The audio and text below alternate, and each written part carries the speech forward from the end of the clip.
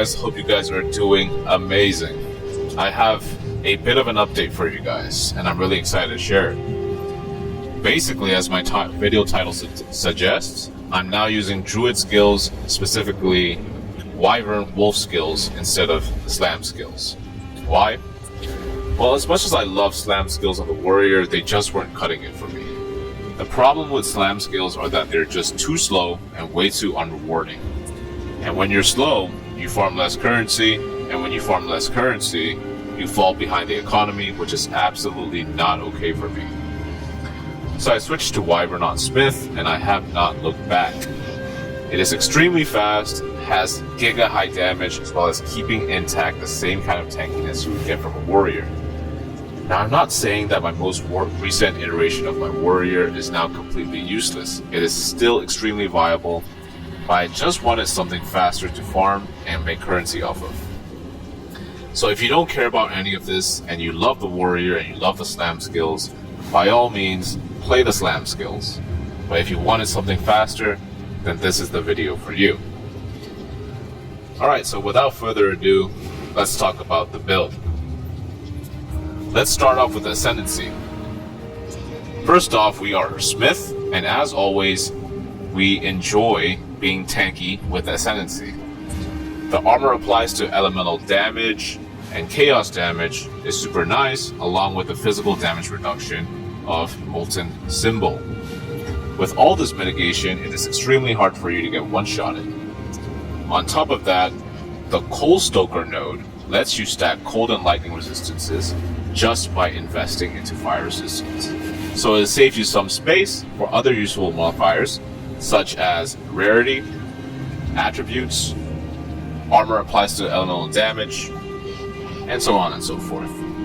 You do need to stack chaos resistance though. Alright, since we're on the topic of defenses, let's break down how this character actually stays alive. First and foremost, we are a armor stacker. The core idea is simple: we stack as much armor as possible, and we also stack as much as armor applies to elemental damage as we can. Okay, so we got armor applies to elemental damage here, here, and here, and I got more here, and I got more here. Okay, so we're stacking a lot of armor applies to elemental damage. Basically, this just makes us super tanky. And in Path of Building, I think I'm sitting around 40,000 EHP, which makes getting one-shotted very difficult for me, okay? On top of that, we're also a Rage stacker, which most Druids already are. Rage is usually thought of as an offensive mechanic, but in this build, it plays a major defensive role as well. Why and how? Well, it's because of this one node called Vengeful Fury, and it says 1% increased armor per point of Rage. And because we're running Berserk, which is this one, it's basically turning it into 1.78% increased armor per Rage. And with a Rage cap of 78, which I have, that single node alone gives me 139% increased armor, which is massive. Now, stacking Rage with Berserk does come at a cost, and that cost is life degeneration. Let me present you the life degeneration. Okay? So as you can see, I'm generating Rage, but I'm also losing a lot of life. At max Rage, I'm losing around 7 to 8% of my maximum life per second. That sounds scary on paper, but this is where the build really comes together. Rage, okay, let me just pull up the Rage description. Rage also gives us 1% more attack damage per 1 Rage, and that is multiplicative damage. So while we are degenerating life, we're also massively boosting our damage output. Okay, that damage boost directly scales our main mapping skill, which is Rend.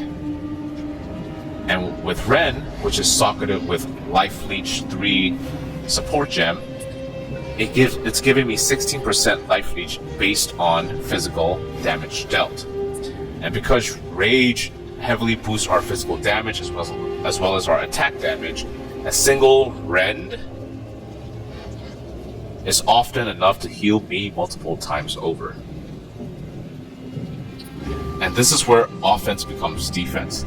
So as long as I'm clicking Ren like this, we're constantly leeching life and easily out-healing rage degeneration. You're not passively waiting to regenerate, you're actively sustaining yourself by playing the build as intended. Okay? So in summary, for our defenses, we stack extremely high armor and convert that armor into elemental mitigation, making us very hard to burst down.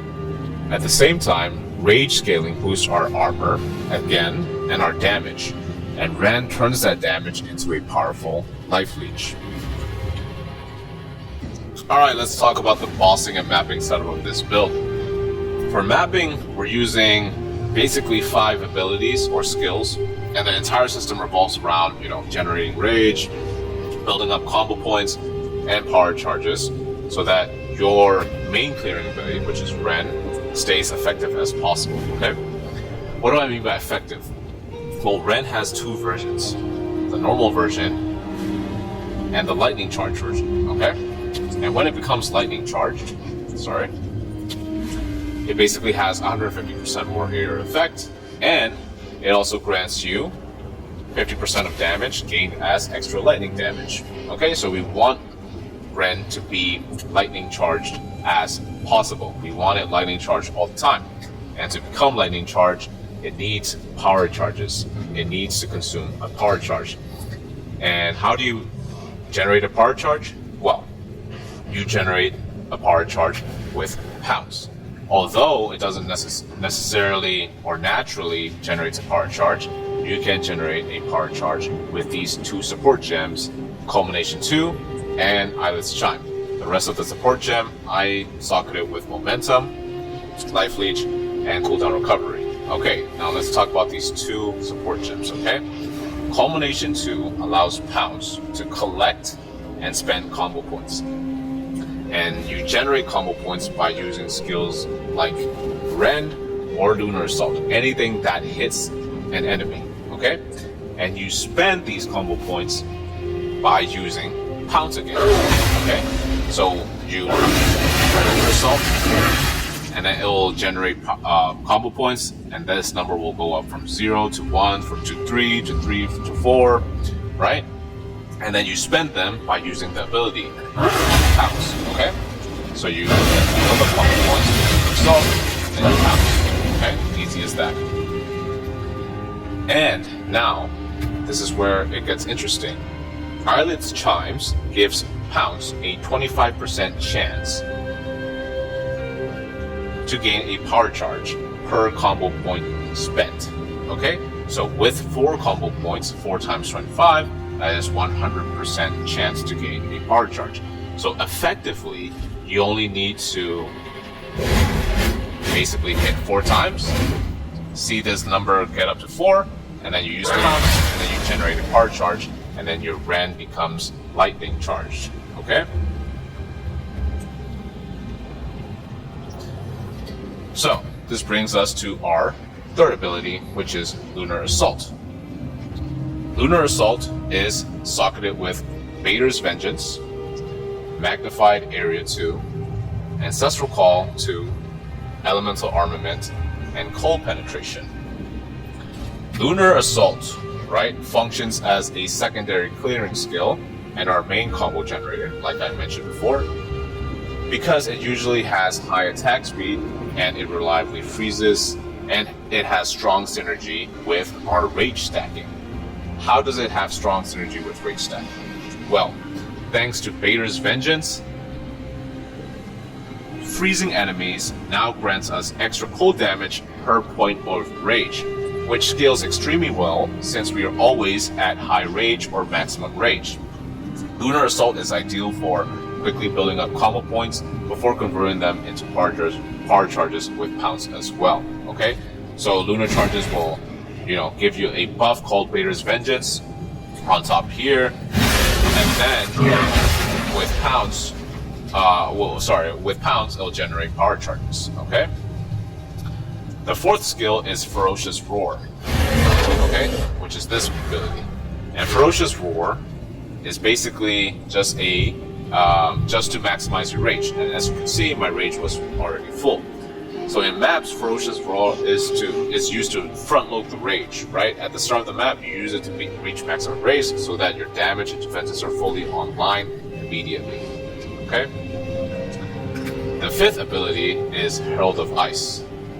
And Herald of Ice is socketed with Armor Break, Uruk Smelting, Armor Explosion, Elemental Armament, and Magnified Area 2. And because Vader's Vengeance and Lunar's Assault adds cold damage to all our attacks, we are constantly freezing enemies, okay? And because we're constantly freezing enemies, Herald of Ice turns those freezes into shatters or explosions, okay? And those explosions create more explosions. And to make those explosions chain, Herald of Ice needs to have access to physical damage, okay? If you look at my Herald of Ice profile, it has physical damage. How does it have physical damage? Well, it has physical damage through my talisman, which I crafted, that has physical damage on it, okay? So I crafted with Perfect Essence of Abrasion, and then I slapped on the gain 30% of damage as extra physical damage on there, okay? And that physical damage breaks armor and then triggering armor explosions. And that armor explosions, which is paired with Vader's Vengeance, which is dealing more cold damage, freezes and kills nearby enemies and yada yada yada. It chains and explodes, and it causes screen-wide explosions, okay? So basically, in long story short, the mapping rotation is this. At the start of the map, you use Ferocious Roar, and then you use Lunar Assault, and then you pounce to generate power charge. You use Lunar Assault again to have Vader's Vengeance, and then now Ren becomes Lightning Charge, and it's gonna create those huge explosions like you saw in my intro. Okay. And since Ren also generates combo points, you can naturally cycle between Brand and Pounce instead of using Lunar Assault. But the Wolf form grants you, additional movement speed. Right now, my movement speed with the Wyvern is 35%. With the Wolf form, I have 68% movement speed. Okay? And you also want to weave in Lunar Assault frequently because of Vader's Vengeance. So once you get used to it, the flow becomes extremely fast. Okay, I know there's a lot to do, but then you can rewatch my intro, or you can ask me, or you can try it out yourself. And if you have any questions, just ask me in the comments down below. Okay.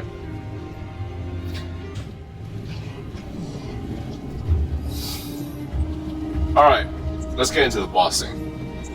Bossing follows the same underlying mechanics, but shifts focus to more burst damage, okay? We're still using Lunar Assault and Pounce, but our primary damage skill comes from Flame Breath, which is right here.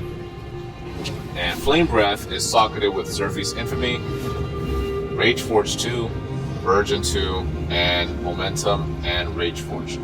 And you might notice that Rakiata's flow was in Ren, but now it's in Flame Breath. So before you engage a boss, be sure to switch Rakiatas from Ren to Flame Breath, okay? So, like Ren, Flame Breath has two versions. One version is a normal version where you breathe fire, and the second version is a lightning charge version when it consumes a power charge, okay? And to consume the power charge, you're basically using Assault and Pounce to generate a power charge for bosses, okay? So your bossing rotation will look something like this. You're gonna use Ferocious Roar to generate max rage, and then you're gonna use Spam Assault for combo points. This number is gonna go up, and then you use Pounce, and then you activate Savage Fury, and then Rage on the boss. Okay? And that's about it for the bossing setup. They just melt, and it's just completely awesome to see when they melt, okay? Alright, so let's talk about the itemization for a while, okay? Because a lot of druids, or a lot of, animal forms are using the crown, which is this one, okay? this crown basically says increases and reductions to spell damage also applies to attack, meaning that they pair it well with this node right here, Mystical Rage, which says Rage also grants 2% increased spell damage. Okay, so that 2% increased spell damage becomes Rage also grants 2% increased attack damage, which basically scales up their damage.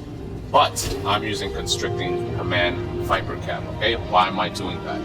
Because I did the math here. Okay, because with max Rage of 78 times 2, right, and plus Berserk, it's giving me an X amount of attack damage, okay? But the most broken thing about Constricting Command is that these nodes right here and here is giving me so much more damage than it scales with this and the crown, okay? So I'm using Constricting Command Viper Cap, okay? And that's why I'm using it. You guys can do the math as well. This has way more damage than this will, unless I think if you're having maybe 85 Rage and above. But if you have 80 Rage and below, I think Constricting Command Viper Cap is awesome. Okay, it's better than this. All right. I think that's about it for the video. I'm also running charge. Okay, sorry, I forgot to mention about charge profusion and scavenge plating. I'm running those two for more damage. So as I'm mapping, I'm generating endurance charges with my Herald of Ice. I'm also breaking armor with Ren with Unitol's Embrace.